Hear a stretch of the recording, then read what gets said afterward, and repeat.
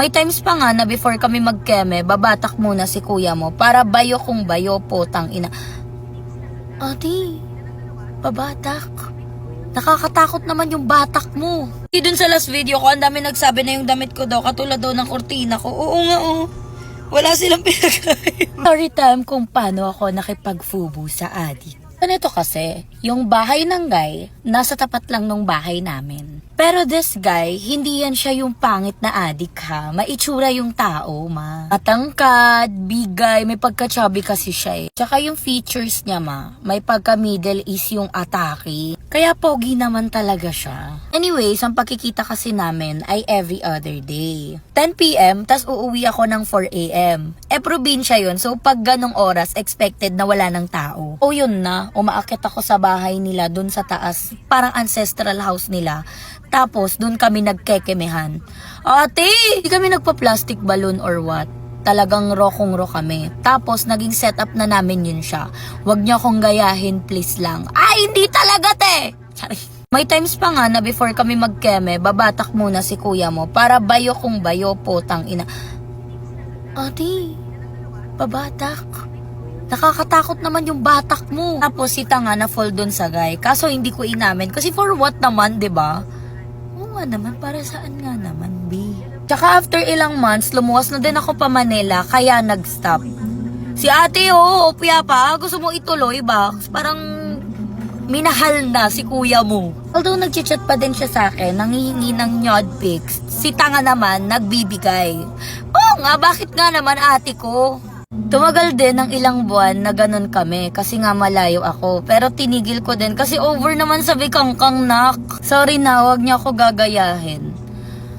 Yun lang, hanggang dun lang siya. Natatapos ang ating kwento. Grabe no, medyo nagulat din ako dun. Maikli lang siya pero may hagod talaga no. Ano lang ba kayo yung nagulantang dun sa chikaret na yun? Nung nabasa ko din yun dun sa group, ate sabi ko, ay, dapat to malaman ng everyone.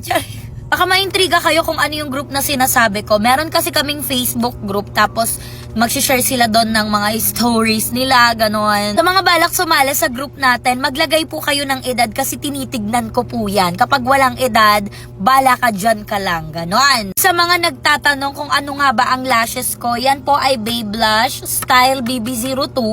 Ayan siya. Ilalagay ko siya sa yellow basket para bibilin nyo na lang, no?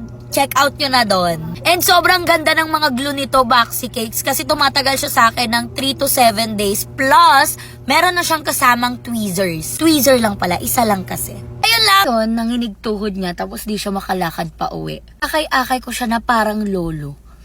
Gago naman yun. Ito kasi yun, me. Magkaklase kami ng BF ko. Tapos, athlete siya. Taekwondo ang sports niya. Atake sa taekwondo, buti hindi ka ginawang pagpapraktisan. So after class, sabay kaming umuwi. Sakto, kakatapos lang ng training niya. Atake! Tapos, nag-request siya ng BJ. Ako naman tong si Gaga, sunod agad. OA naman sa pagiging masunurin si bakla. Best in Obedient Award goes to Ate Ret. Grabe ka ha. Bawal kasing mag-masturbate or makipag-jumbagan kapag player. Though hindi naman super bawal. Si bakla, break the rules, atake niya. Ngayon, nanginig tuhod niya tapos di siya makalakad pa uwi. Akay-akay ko siya na parang lolo. Gago naman yun, sa akay-akay na parang lolo, ate. Tapos na-guilty ako kasi sa mismong laban niya, dinaga siya be, kaya natalo. Kasalanan mo yan, Bax. Walang dapat sisihin ikaw. Kasalanan mo, ba't mo kasi pinanginig? Yan tuloy. Don't judge me, please. Sa may school namin nagawa, sa may tapat ng mabahong CR. Bakla sa lahat-lahat, sa may babahong CR? Like, paano? How? How is that? Paano nyo natiis yung amoy? Siguro men's CR yan, kasi yun yung laging mabaho eh. 'Di ba? Funny nito sa akin, kaya ako na-share. 2 years ago na to. Tiri. Kaya ayun yung napili kong i-share sa inyo sa Get Unready With Me ko. Kasi te, yun yung pinakamaikli. As in, nung nabasa ko yung story na yun, sabi ko, hala, natatawa ko dito, pero paano ko to i-share?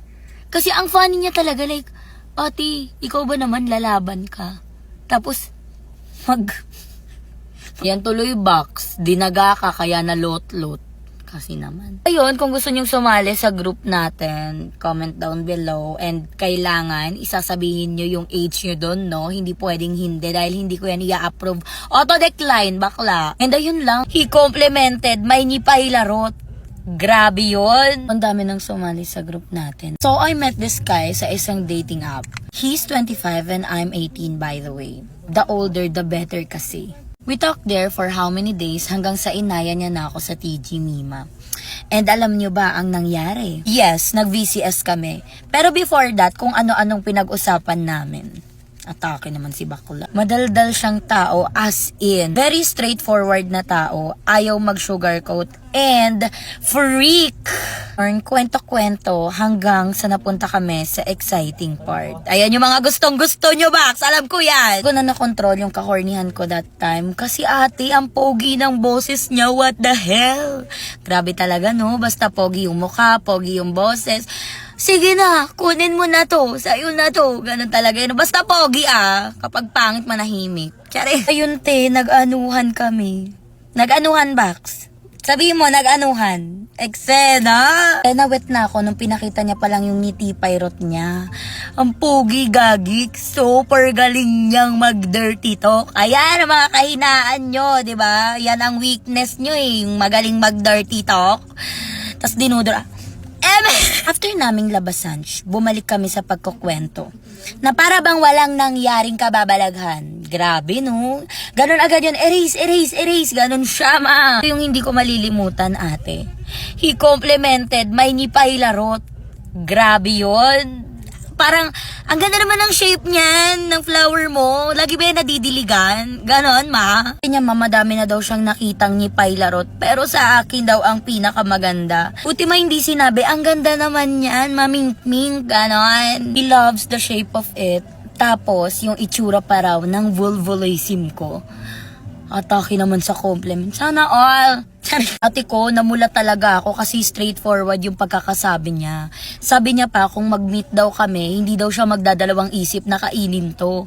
Wow! Eater! Grabe! First time ko talagang marinig yung ganyang compliment in my 18 years of living. 18 years of living! Atake!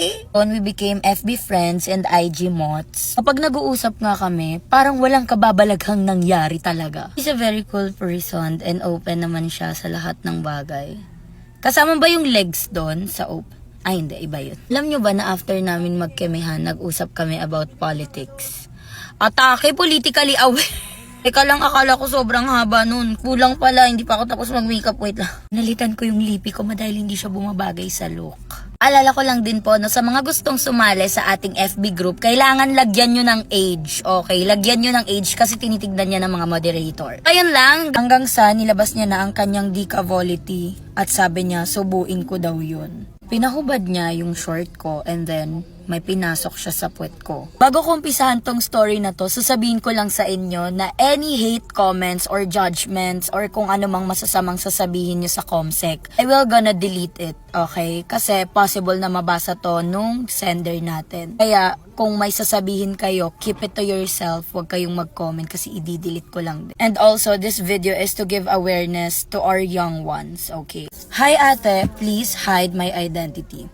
This happened when I was 8 years old. Merong guy sa kalye namin na kahit pa paano nakakausap ko siya, mabait naman siya sa akin, and okay naman yung pakikitungo niya pati sa mga friends ko and relatives ko. I forgot to mention na gay din siya, pero kasi that time, hindi ko naman alam kung meron ba siyang interest sa akin. He doesn't look like interested sa akin, so wala naman yun. One time, nagiinuman kami, and then, sabi niya sa akin is, subuin ko daw. Ang sabi ko naman, ang ano, syempre 8 years old pa lang ako, so hindi ko alam kung ano ba yung minimin niya. Hanggang sa nilabas niya na ang kanyang Dicavolity, at sabi niya, subuin ko daw yun.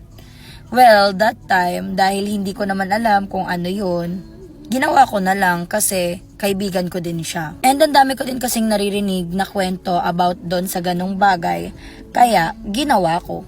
Kasi super curious ako. Actually, it's not big deal. Dahil, yun lang naman yung ginawa ko. Ate, 8 years old? Tangina. Grabe naman. He was around 17 by that time. And ako again ay 8 years old. Kaya hindi ko alam kung bakit ko din ginawa yon. Maybe I was just very curious about it kasi ang dami ko ngang naririnig na kinukwento ng mga kababata ko about sa mga ganung bagay. And naririnig ko din siya sa mga matatandang naririnig kong nag-uusap sa paligid ko. And meron pang isang time na nangyari naman, ibang guy naman to. Ibang guy pero ka-age niya. Nandun naman ako sa labas lang ng bahay namin. And kapitbahay ko lang din to. Ganun din ang nangyari pero sinabi niya sa akin bigla na tumalikod daw ako. Nahubad niya yung short ko and then may pinasok siya sa puwet ko. Sobrang sakit. Ate naman, tang-ina naman box. Putang inang kwento. Sorry po agad sa makakapanood nito o makakabasa nito kasi hindi ko po talaga intensyon na maging uncomfy kayo.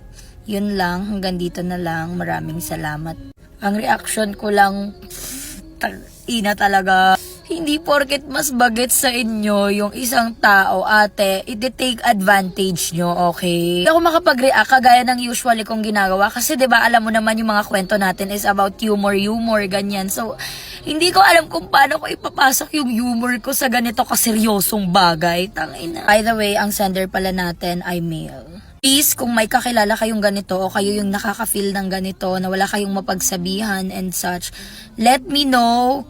You can DM me guys. My DM is open. Hindi ko man kayo nire-replyan lahat isa-isa pero nababasa ko yung mga messages nyo, okay? Please don't hesitate to message me or humingi kayo ng help sa kahit na sino. Yun lang, hanggang sa ating next story. Yun lang. Bye! Out of nowhere, binaba niya yung pants ko pero di ko na ma-recall yung mga nangyayari. And naka-DN yung ano niya sa akin. Another day, another ka-Erbogan stories. But this is not mine anymore. Wanna share my kagagahan on your platform, ate?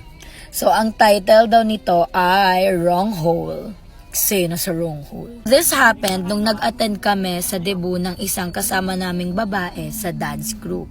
Atake, dancerist. All in all, after party na nung dumating tong si Guy, and way back May to June, we've been making out. As in, making out lang. Parang fubu pero hindi nga kami makapag-fuck kasi palaging may tao sa mga bahay namin. Grabe, laging may istorbo, hindi tuloy matuloy ang milagro. Taga-province din kasi siya kaya konti lang yung time na magkita kami. Abala naman talaga kapag long distance, no? Then May to June, hindi ko naman alam na seryoso pala yung mga joke niya na magme-make out kami. Bakla naman kasi, bakit kasi hindi mo siniseryoso yung mga ganyang joke? Lalo kapag magkatabi kayo matulog, wala kang magagawa, syota ka. Uy, tinotoo nga niya. Go with the flow naman si ate mo. Kasi bet ko rin naman siya. Atake talaga kapag bet mo yung ekalal, no? Go! Kahit anong gawin mo sa akin, go! Charing. Then nung nakaraan, I got so drunk and natulog ako kung saan natutulog yung whole group namin. 4 to 5 a.m. na ata yun kasi may liwanag na sa window. But I was still so drunk. Atake. Drunk. Ramdam ko na may tumabi sa akin and alam ko na si Guy yun. Hug me, kiss me. Of course, I hugged him back. So ito na nga, nag-spooning kaming dalawa. Nandito na tayo sa exciting part pa, nandito na. Out of nowhere, binaba niya yung pants ko pero di ko na ma-recall yung mga nangyayari. And naka-DN yung ano niya sa akin. I felt it. Saan? What the fuck, kuya? Sa puwet niya sana ipapasok. And pinatigil ko siya kasi baka magising yung mga kasama namin. Grabe naman sa pagka-sneaky niyan. Grabe na kayo, bakla. Si kuya, hindi pa nakontento. He inserted his fingers on me. Kaya todo pigil ako ng ungol ko. Grabe naman kayo, bakla. Sobrang sneaky nyo namang dalawa na walang nakakaalam na para pag secret relationship. Grabe. I was grabbing his hair because it was too good and hindi ko na napigilan. Nasabunutan siya. Grabe, pinasarapan na lang tapos nanakit pa. Grabe ka na, ate. Wait lang, ads lang. Ate, tignan niyo yung style niya. Sobrang pretty. Lalagay ko ulit to sa yellow basket. Para naman alam niyo kung saan bibili. Nung umaga, I went to the bathroom para magwiwi. Pero ramdam ko pa din na pinilit niyang ipasok sa wrong hole. Bye! Atake ka, box! Winner ka tonight! Nakakaloka ang story time niya, ma. So, ayun, you can send your stories dito sa TikTok or dun sa ating group. And yun lang, hanggang sa ating next stories. Bye!